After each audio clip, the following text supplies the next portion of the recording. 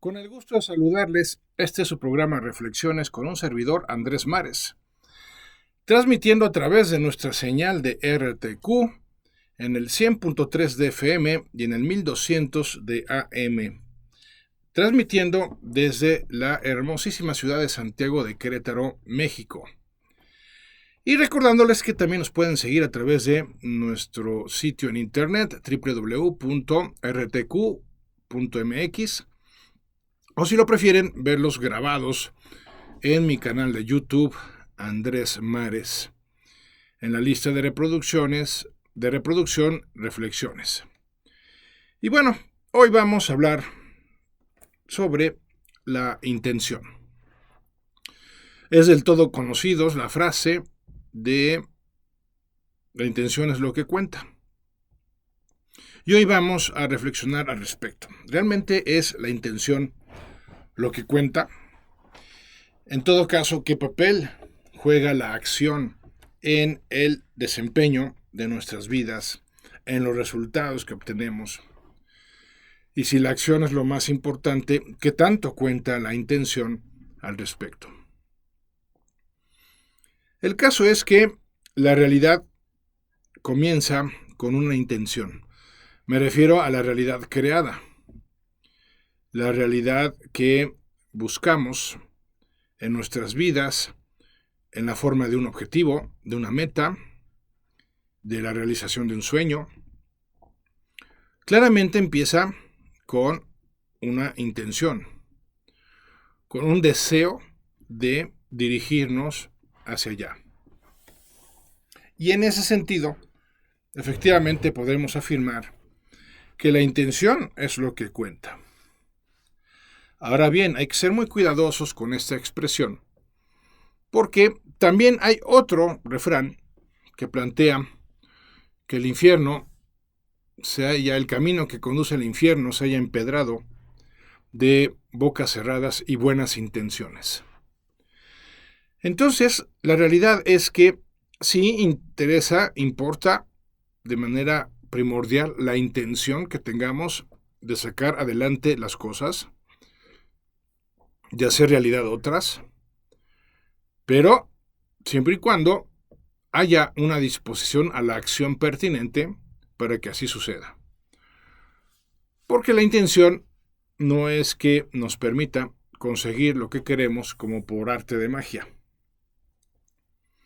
Ciertamente la intención es fundamental para predisponernos, tanto a nivel mental como a nivel energético, a la realización de algo. Y en la medida en que esa intención sea mayor, nuestro poder interior se volverá inquebrantable hasta lograrlo. Pero no podemos separarlo de la acción.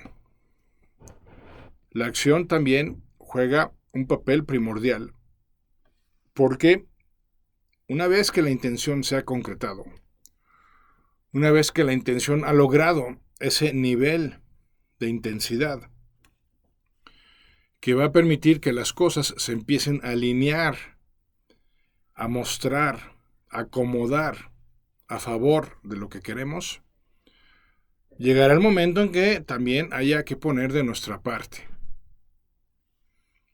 Y ahí es donde la acción, junto con la intención, hacen posible la realización. No obstante, hay personas que carecen de intención, tal vez porque están frustradas de intentos pasados que no fructificaron, y pudiera ser que no lo hayan hecho por una falta de acción, por una falta de intensidad en la intención, o simplemente porque no convenía en un plano superior que sucediese o que alcanzase lo que quisiera, lo que en su momento quiso esa persona. Como sea, esa frustración seguramente experimentada y acumulada después de varios intentos en diversos temas, puede conducir a las personas a efectivamente renunciar a intentar mejorar su situación. Y entonces la acción se ve replegada a la realización de lo mínimo indispensable para lo que corresponda a la mera supervivencia. Lo cual es lamentable porque abdicar de esa manera, pues, implica que uno se rindió ante la vida por dificultades, por incompetencias personales, por lo que sea. Y muchas veces me he preguntado, y le he preguntado a la gente, ¿qué sentido tiene una vida en la que se carece de intenciones, de la búsqueda, de realización de proyectos, en la búsqueda de la realización de tareas que completen procesos que nos permitan alcanzar objetivos? Una vida que se reduce al mero consumo de tiempo, de bienes, de energía de otros, y en donde uno pues se la pasa, si se me permite la comparación, como un molusco, ¿no? Ahí simplemente pues manteniéndose en el nivel más bajo de la experiencia de vida, en un nivel de inconsciencia. Nivel que, por cierto, conforme se envejece, va complicando cada vez más la experiencia de vida. Porque nos engañamos al pensar que el nivel del conformismo, el nivel de la mediocridad, es un nivel lineal. No es así. Es un nivel descendente. Bueno, sí, lineal, pero descendente, no horizontal. ¿Qué significa esto? Que cada vez nos sentimos peor. No es que hayamos llegado a un cierto nivel de experiencia de vida y ya nos acostumbremos pues a ese nivel, de ahí nos quedemos como si nada. No. Vamos en caída, sintiéndonos cada vez peor, con mayor frustración, con mayor amargura y por lo tanto con un mayor nivel de malestar. Y entonces, ¿qué pasa? Ya ni siquiera a nivel de consumo nos compensa una vida que se va volviendo cada vez más deplorable, más pobre, más triste, más perdida, en su sentido más literal. Y no obstante, se puede recurrir a la intención en cualquier momento, en cualquier estado. Lo he podido constatar en mi labor de coach. Lo he podido constatar muchas veces, inclusive justamente en situaciones en donde ya la realidad se vuelve tan insoportable que uno termina venciendo su arrogancia, su soberbia, y como diría Marianne Williamson, uno finalmente termina arrodillándose ante Dios pidiéndole su ayuda. Y entonces ahí empieza un resurgimiento de la intención de salir adelante, la intención de que las cosas cambien, de que las cosas mejoren. Un ya basta que se traduce justamente en un sano inconformismo con la situación que se está viviendo. Y entonces la intención empieza a revertir el estado deplorable al que llegó la persona que abdicó tiempo atrás por no saber o no querer lidiar con su frustración de fracasos o rechazos o pérdidas anteriores. Entonces sí, la intención es lo que cuenta, porque la intención precede a la acción. Con la intención sola no basta, ciertamente, pero la intención definitivamente es el punto de inflexión que pueda ser posible de una vida miserable, convertirla en una vida llena de significado, en una vida llena de sentido. Sentido que viene demarcado por el deseo profundo de salir adelante, por el deseo profundo de corregir el rumbo y llegar a un mejor destino. A un mejor destino que al que se ha llegado justamente por debilidad, por soberbia, por miedo o por simple comodidad. Entonces, amigas, amigos míos, pregunta determinante. ¿Cuál es tu intención en este momento? ¿Seguir con la misma vida, el mismo tipo, estilo, nivel de vida que llevas hasta ahora? ¿O realmente estás alimentando la intención de ir cambiando las cosas? Si bien de manera progresiva, paulatina, pero a la vez radical en tu vida.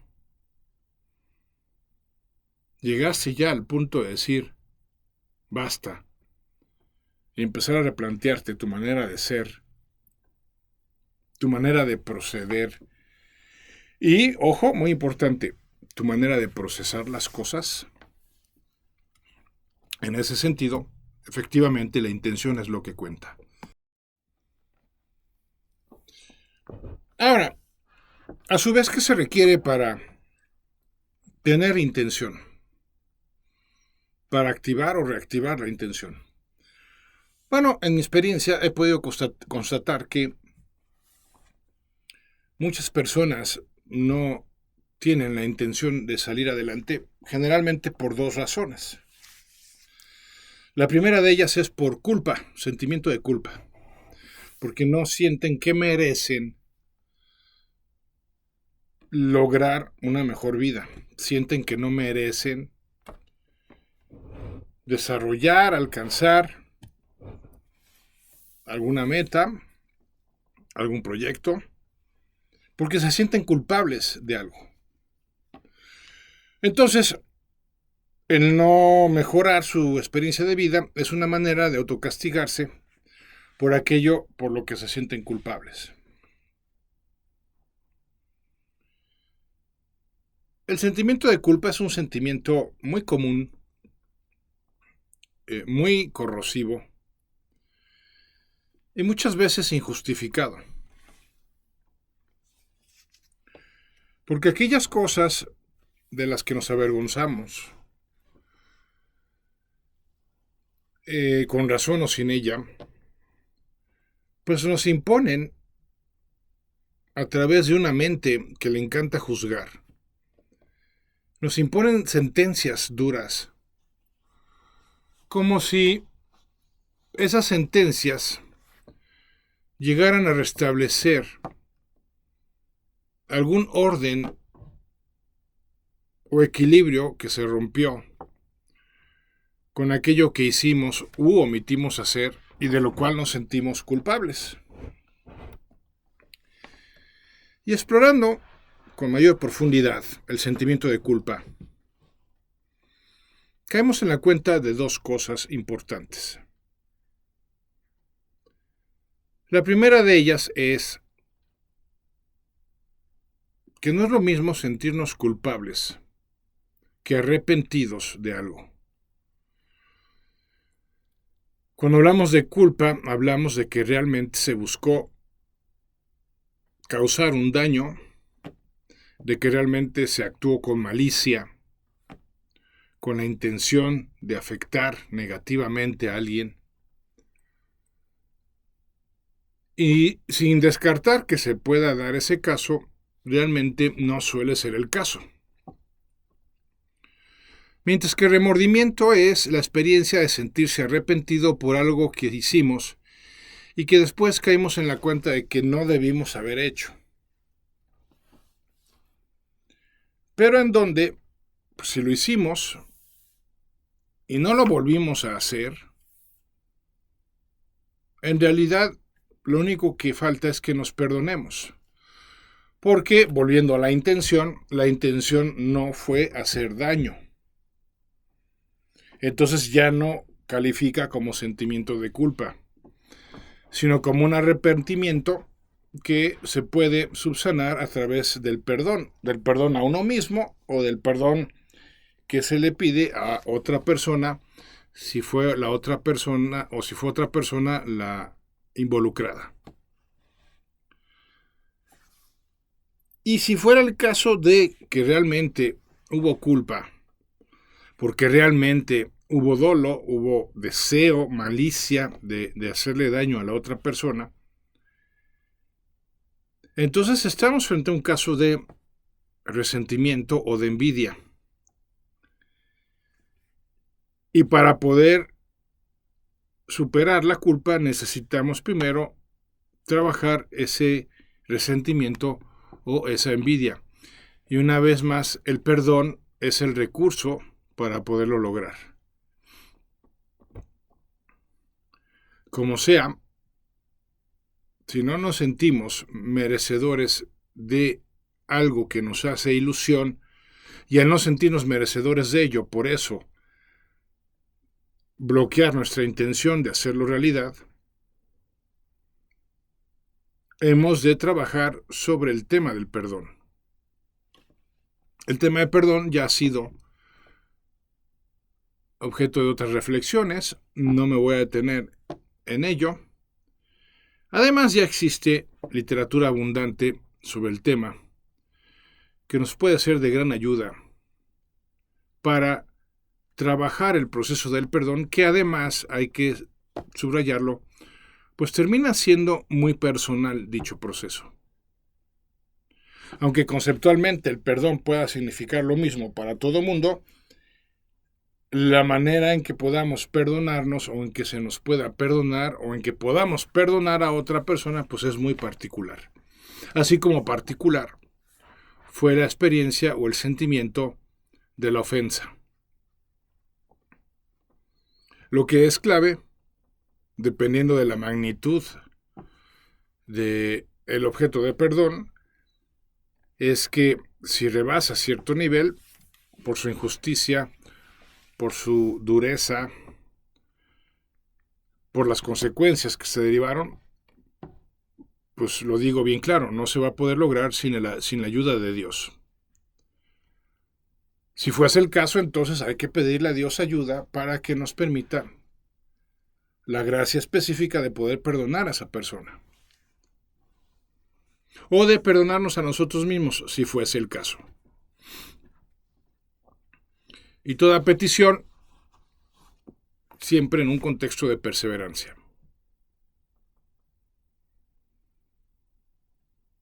Hay que pedir con confianza, pero también con fe.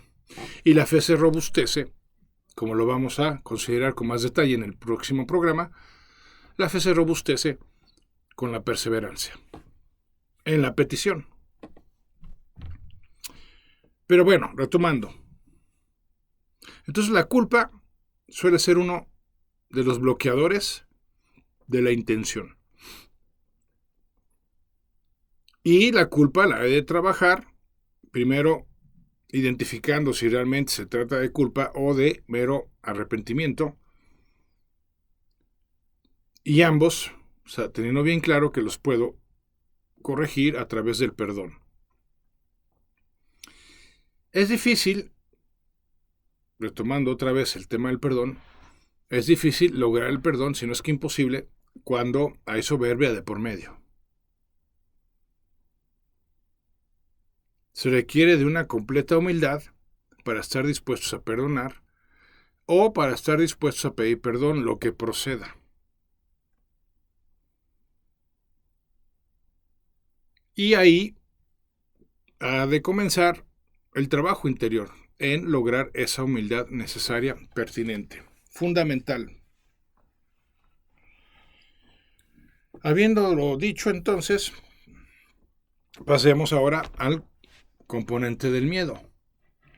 Porque dijimos hace unos minutos, los dos bloqueadores de la intención son o la culpa o el miedo. ¿Y el miedo a qué? Pues a no lograrlo, ¿no? Es la versión más simplificada del miedo. Y no por simplificada deja de ser poderosa. El miedo es muy poderoso para mal. El miedo puede conducirnos a la parálisis y en concreto a la inacción. Y ya vimos al inicio de esta reflexión que la acción es el complemento fundamental de la intención para la realización de lo que queremos.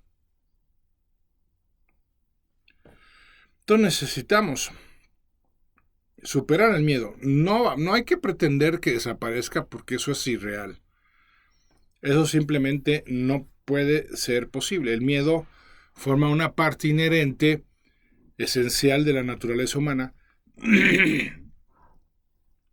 y por lo mismo no podemos pretender jamás que desaparezca. Pero sí hemos de lograr que su nivel de experiencia sea lo suficientemente reducido como para que no nos impida lanzarnos al ruedo para hacer realidad aquello que queremos. También ya hemos reflexionado sobre cómo enfrentar el miedo, cómo superarlo. Por lo mismo tampoco me detendré mucho en ello.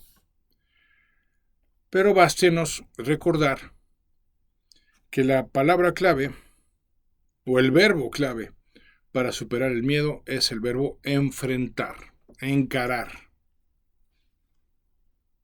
Porque mientras más lo evadimos, aquello que nos da miedo, más alimentamos el miedo. Y mientras mayor sea nuestra experiencia de miedo, más bloqueada estará nuestra intención.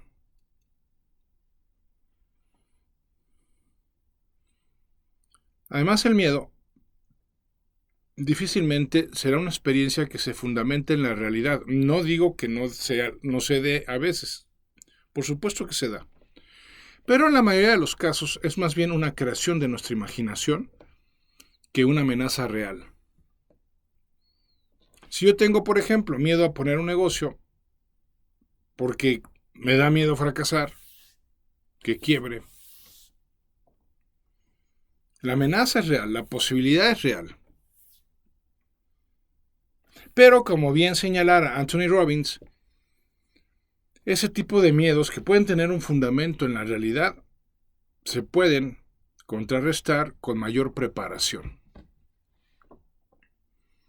Claro, porque si yo voy a poner un negocio de manera improvisada, al ahí se va, de acuerdo a lo que a mí me lata, sin haber hecho por lo menos un pequeño estudio de mercado, una investigación sobre la posibilidad de que el producto o el servicio sea realmente demandado y que haya mercado y que yo cuente con suficiente capital para afrontar los costos iniciales y durante un tiempo de la operación del negocio y lo que se requiere de administración, de conocimientos de administración, de manejo de personal, de marketing, etcétera, etcétera, o al menos me pueda rodear de gente que sí sepa de eso. Pues claro, las probabilidades, gracias a esa preparación, las probabilidades de que el negocio no se dé son bajas. Como sea, riesgo siempre va a haber cuando desarrollemos la intención de lo que sea. El riesgo es inevitable. Pero el chiste en el tema del riesgo es que lo podamos calcular lo mayor posible. Es, como diría Robert Kiyosaki, lo que distingue al riesgo de la apuesta. Riesgos hay que correr. Apuestas casi no. ¿Y cuál es la diferencia? Pues que el riesgo yo lo puedo más o menos controlar a través del cálculo. La apuesta no. La apuesta depende completamente del azar. Si yo pongo un negocio al azar, pues sí, lo más probable es que fracase. Por eso hay que ser muy cuidadoso y no tenerle miedo al miedo per se, para la redundancia, sino tenerle miedo a la falta de preparación, que incrementa mi riesgo, convirtiéndolo cada vez más en una apuesta, porque si yo no puedo calcularlo, si yo no puedo anticiparlo, si yo no puedo preverlo, entonces es mejor no correrlo. Entonces, desbloqueemos la intención, sea por la culpa o por el miedo, pero definitivamente no nos quedemos en el nivel de conformismo, de mediocridad, porque como ya señalamos, es algo que nos va deteriorando cada vez más. Profundizaremos en ello después del corte. Sigan con nosotros. Gracias por continuar con nosotros. Estamos reflexionando sobre la intención. Y hemos dicho que la intención junto con la acción son fundamentales para la realización de lo que queremos. Pero ya hemos hablado de los bloqueadores de la intención y hemos dicho que la culpa o el miedo pueden ser grandes saboteadores en nuestras vidas. Ahora vamos a considerar cómo, en el otro lado de la moneda, el quedarnos en un nivel de conformismo, entiéndase de mediocridad, pues tampoco es la opción cuando, sea por la vía de la frustración por intentos anteriores que no se cumplieron, o sea por el sentimiento de culpa o de miedo, no hemos desarrollado una intención robusta, profunda, vibrante, que nos conduzca, nos mueva, nos impulse a la realización de grandes objetivos. Entonces, ¿qué pasa con la mediocridad? ¿Qué pasa en el conformismo? Muchas personas tendrán la idea de que en realidad no pasa nada. Simplemente, pues no logras mejorar tus estándares de vida, no logras mejorar la experiencia de tu vida, pero muchos se engañan pensando que es algo con lo que se puede lidiar a final de cuentas con tal de no enfrentar los riesgos y los costos de hacer realidad objetivos, metas, sueños. Y entonces replegar la intención a un nivel de resignación. Bueno, eso de que no pasa nada es falso. Sí pasa y mucho. Lo que sucede es que no pasa de inmediato. El deterioro que se va experimentando por mantenerse en ese estado conformista, pues es deterioro paulatino, progresivo, no es inmediato. No es que me dé depresión inmediatamente al día siguiente que yo renuncié a la realización de mis ilusiones. No. O no es que empiece a tener padecimientos físicos a la semana de haber renunciado a mis sueños. Enfermedades. No es que se me atrofie el cuerpo luego. No. No es que vaya perdiendo relaciones de inmediato.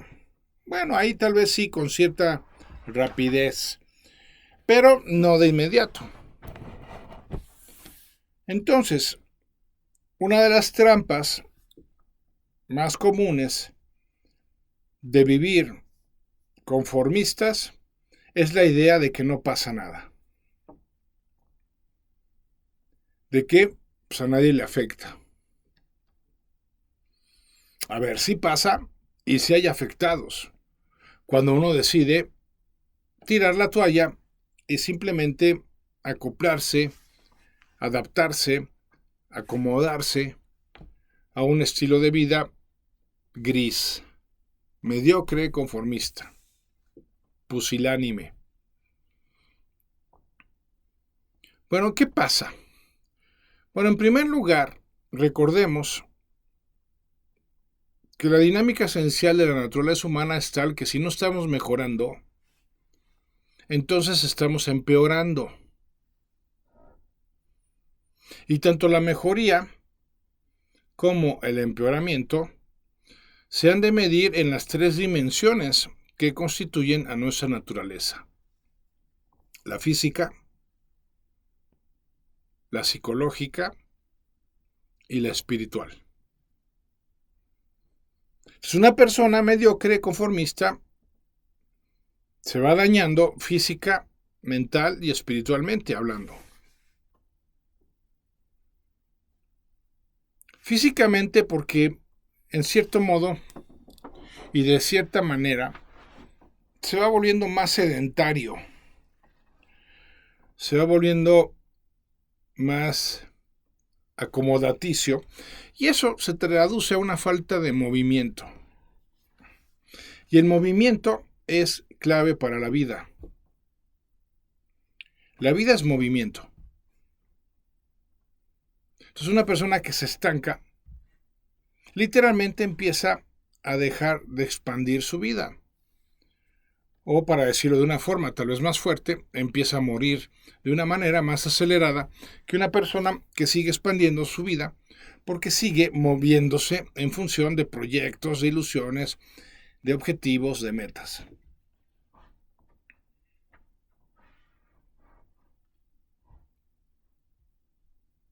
La otra persona se va contrayendo, va implosionando, se va consumiendo a sí misma. Y eso afecta al cuerpo. El cuerpo que deja de moverse, que empieza a ser sedentario, pues también empieza a comer mal y más. Empieza a atrofiarse muscularmente.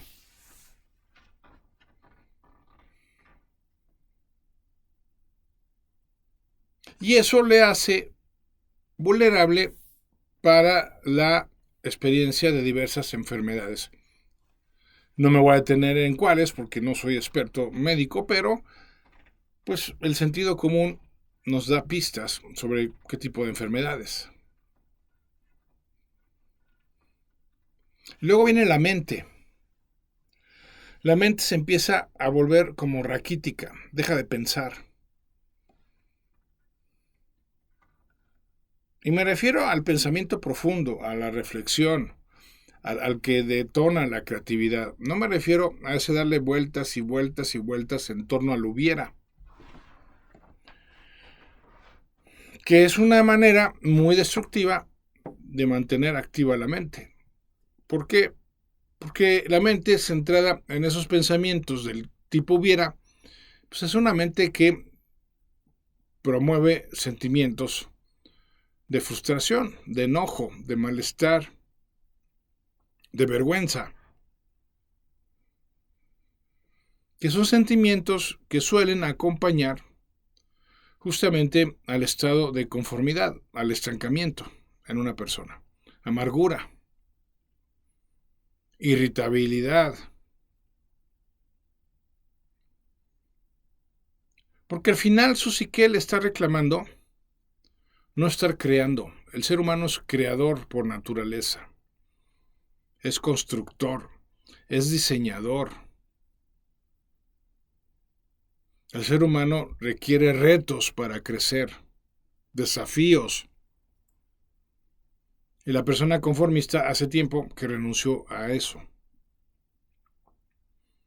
Entonces la psique, como el cuerpo, se atrofia. Y empieza a pensar en tonterías y a engancharse emocionalmente con ellas. ¿Por qué? Porque está inconforme consigo mismo. Si una persona conformista termina inconforme consigo mismo. Claro, exactamente lo contrario a lo que sucede con una persona que se va expandiendo, que va logrando éxitos, que los va acumulando, pues se siente cada vez más satisfecha, más contenta, más orgullosa en el buen sentido de sí misma. Lo contrario a lo que le sucede a la persona conformista.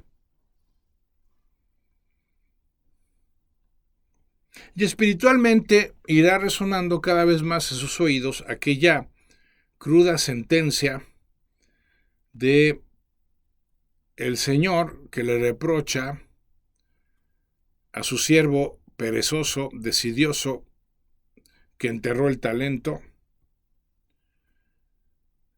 y que tiene que oír por lo mismo las palabras, la sentencia de su amo, que dice, siervo malo y perezoso.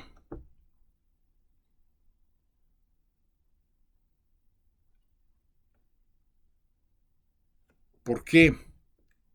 Porque no puso a trabajar su talento. Y la reprimenda es fuerte.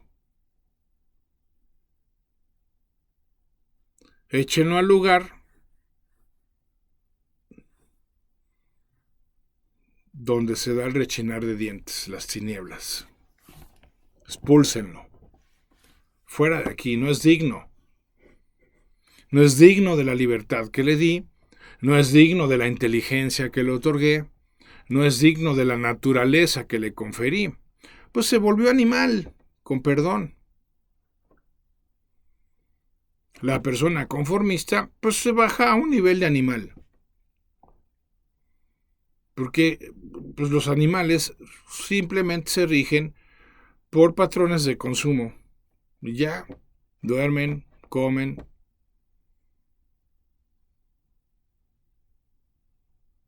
Eventualmente juegan.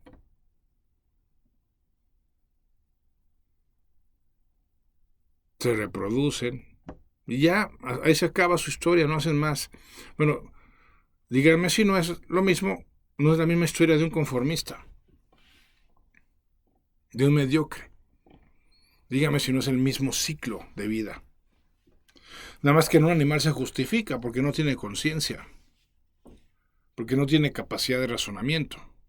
Pero en un ser humano eso es injustificable.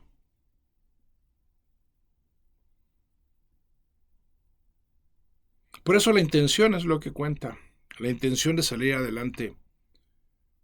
De decir, basta, no quiero más de esto en mi vida. Quiero pasar al siguiente nivel, pero el siguiente nivel superior. No al siguiente nivel inferior, que es al que terminan pasando muchos, por culpa, por miedo. Miedo al esfuerzo.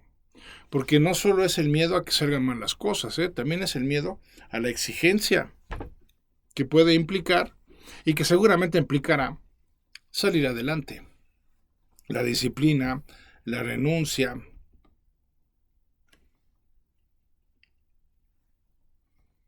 Entonces hay que tener mucho cuidado, amigas, amigos míos, y hacer un examen.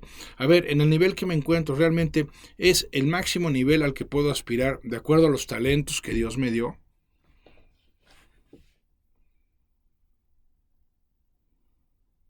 Y lo más probable es que respondamos, no, la verdad es que no. La verdad es que todavía puedo lograr más cosas o mejores experiencias. A lo mejor haciendo lo mismo, pero en un nivel más profundo. En un nivel más efectivo, más eficiente. Como sea, amigas, amigos míos, la cuestión es justamente decirle no a la mediocridad, no al conformismo. Se vale tomar descansos, porque una vez que hemos logrado completar una etapa, hay que recuperarnos para prepararnos para la siguiente, pero siempre en continuo ascenso. Que la muerte nos encuentre ascendiendo, no descendiendo.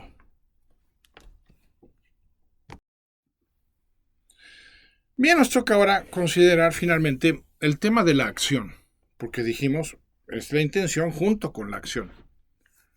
Porque yo me puedo quedar en el nivel de la intención. No, pues es que mi intención era buena. Mi intención era salir adelante. Mi intención era sobresalir.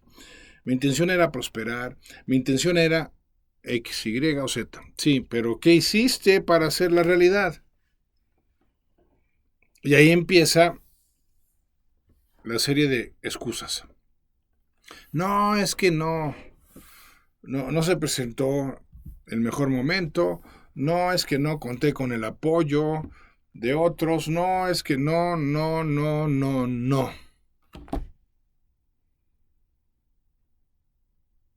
A ver, realmente puede haber un no cuyo peso sea tan relevante como para que no podamos pretender algún tipo de acción dentro de nuestras posibilidades, claro está, para hacer realidad algo que valga la pena.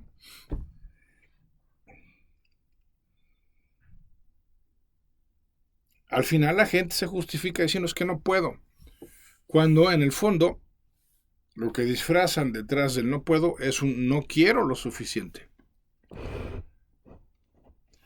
¿Por qué? Porque pues, la acción implica esfuerzo, implica orden o disciplina, implica pues, por lo mismo exigencia. Una de las pasiones que caracterizan a la naturaleza humana es la pereza, la desidia. Nos tendemos a regir por la ley del mínimo esfuerzo. Y esa ley es tremenda, porque lleva implícita la disposición a renunciar a los grandes logros, conquistas. La ley del mínimo esfuerzo es una ley que puede tener sentido en ciertos contextos, pero definitivamente no en todos. Tiene sentido en un contexto de descanso, por ejemplo. Tiene sentido en un contexto de recuperación o rehabilitación. Pero fuera de esos contextos no veo en dónde la ley del mínimo esfuerzo pueda ser validada. Más bien no. La ley del mínimo esfuerzo ha de ser invalidada en todos los demás contextos. En el trabajo, en las relaciones, en el cumplimiento de nuestras responsabilidades y obligaciones. La ley del mínimo esfuerzo está emparentada con la falta de compromiso. Y ya en alguna vez reflexionamos las terribles consecuencias para nuestra vida y la de otros cuando hay falta de compromiso de nuestra parte. Son terribles.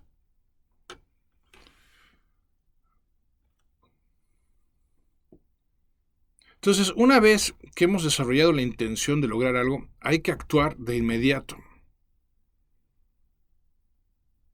Ciertamente, será muy rara la ocasión en la que tengamos claro cuál es todo el proceso que hay que seguir exactamente para lograr algo que nos propusimos. Pero, como diría Jack Canfield, escritor norteamericano, basta con que tengas claro el siguiente paso. Y ya una vez que realizaste el siguiente paso, se te va a aclarar el siguiente, y así, y luego el siguiente. Así es.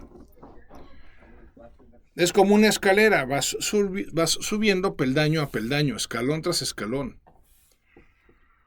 Porque mucha gente se justifica diciendo, es que yo no tengo completamente claro el cómo lo voy a lograr. Bueno, vuelvo al punto. Con que tengamos claro cuál es el siguiente paso, el primer paso, una vez que lo demos, se nos va a clarificar el siguiente. Porque tal vez nos convenga no tener claro todo el proceso que va a implicar algo, porque a lo mejor nos agobiaría de tal manera que entonces desistiríamos y diríamos, no, paso, yo no quiero seguir eso porque está muy arduo, porque está muy largo. Entonces también creo que forma parte de una pedagogía divina el que no tengamos claro todo el cómo. Está bien. Basta con que tengamos Los primeros pasos claros, y hay que darlos sin postergar, con determinación, con convicción, aunque haya la ausencia parcial o completa del respaldo de las emociones, del entusiasmo en concreto. Hay que procurarlo así, con ganas o sin ganas, contra viento y marea. Porque eso es lo que marca la verdadera diferencia entre una persona exitosa y una persona fracasada. No es una cuestión de talentos, ni siquiera creo que es una cuestión de suerte. Claro que los talentos y la suerte ayudan, y mucho, sí, pero lo esencial no es eso. Es una cuestión de determinación.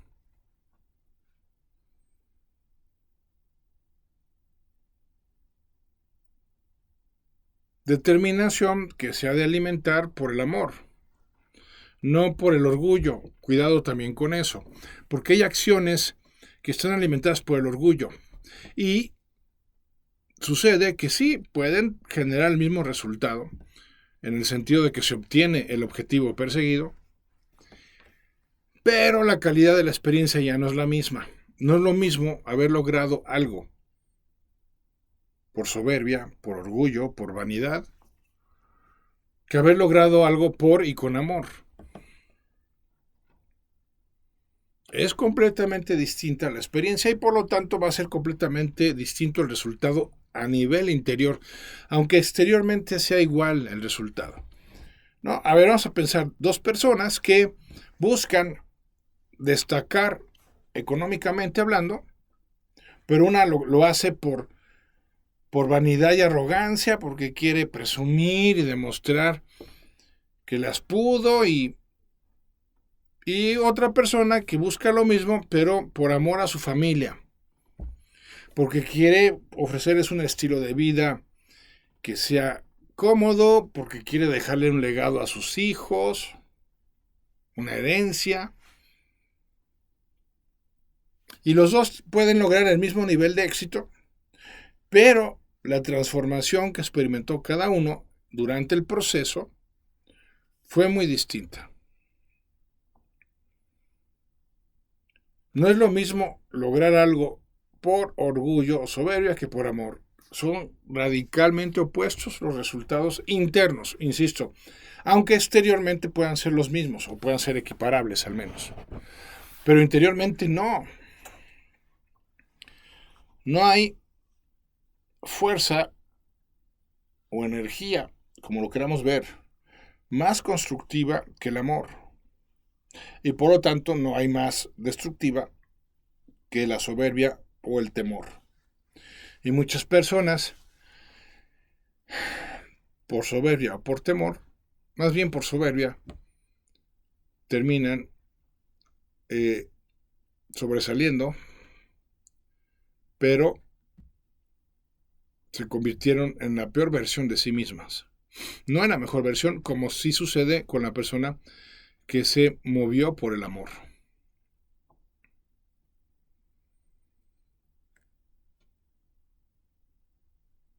Entonces, amigas, amigos míos, junto con la pregunta de ¿realmente me encuentro en el máximo nivel de logros, de rendimiento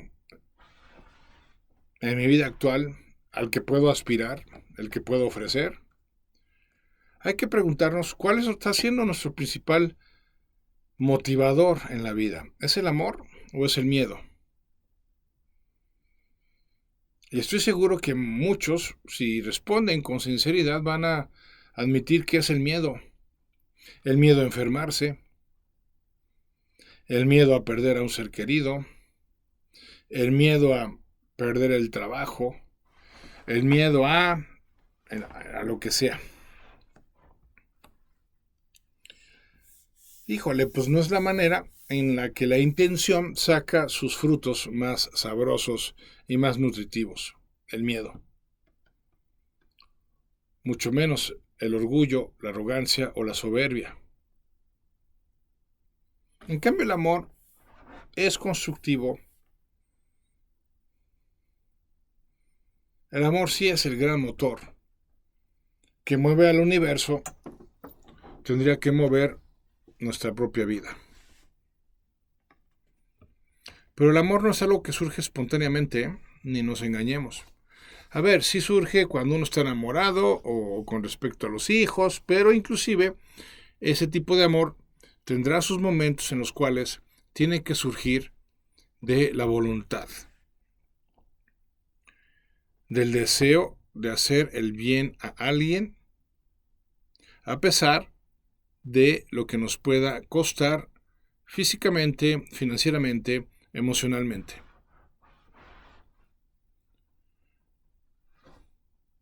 Pues es así como hemos llegado al final de nuestra reflexión. Como siempre, muchas gracias por su amable compañía. Gracias al equipo de RTQ que hace posible este programa. Y recuerden que me pueden contactar en mi correo info@andresmares.com para enviarme sugerencias, preguntas, comentarios, que siempre son bienvenidos. Gracias por estar con nosotros. Yo soy Andrés Mares y este es tu tiempo y tu espacio para el cambio. Gracias y hasta la próxima.